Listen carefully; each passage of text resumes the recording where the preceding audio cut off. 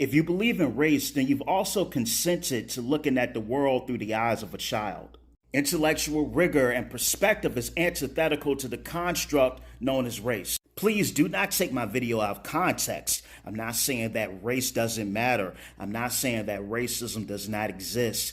But what I'm trying to point out is that there's a certain folly that you have to embrace to believe in this concept. The idea of race, it leaves you in a state of indefinite adolescence. So when you're looking at cultures that are not your own, you're looking for simplistic ways to explain complex phenomena that you don't recognize. So for example, when Columbus came and he met the indigenous people, he met these Taino, these Arawak people, he wrote a letter back to Spain. And in this letter, basically, he was talking about how pleasant they were, how great these people are, and that with like 100 men, they could be easily subdued and enslaved.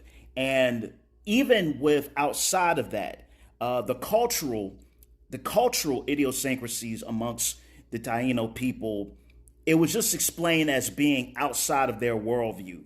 There was no need to inspect. There was no need to learn. There was no need to be inquisitive. There was no need to, learn how, for example, how these different fiefdoms developed in Western Europe after the fall of Rome.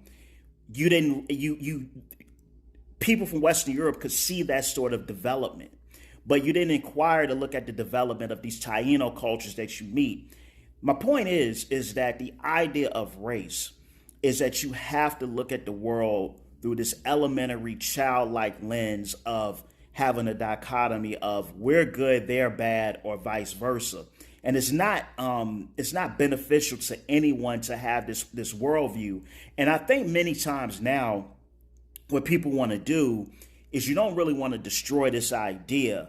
You want to be able to be the exception to the rule when it comes to this idea. So you see this sometimes with many Black scholars. Instead of destroying this idea and this concept, the goal is to show you, Mansa Musa, because he fits into the worldview of success that we have, or to show you ancient Egypt because it fits inside of the worldview of success, in juxtaposition maybe with the Khoisan people or the Hadza people, or the ancient Benin Empire, or the Dahomey or Kong or Cote d'Ivoire. It kind of fits a worldview that's palatable and acceptable. Same thing with Europe. Like, people will talk about Rome, but you won't talk about the Visigoths, or you won't talk about the Franks, or if you talk about the Vikings, it's in a real cartoonish way and not like how they really lived. So it teaches us to look at the world in an extremely childlike and adolescent way. This is why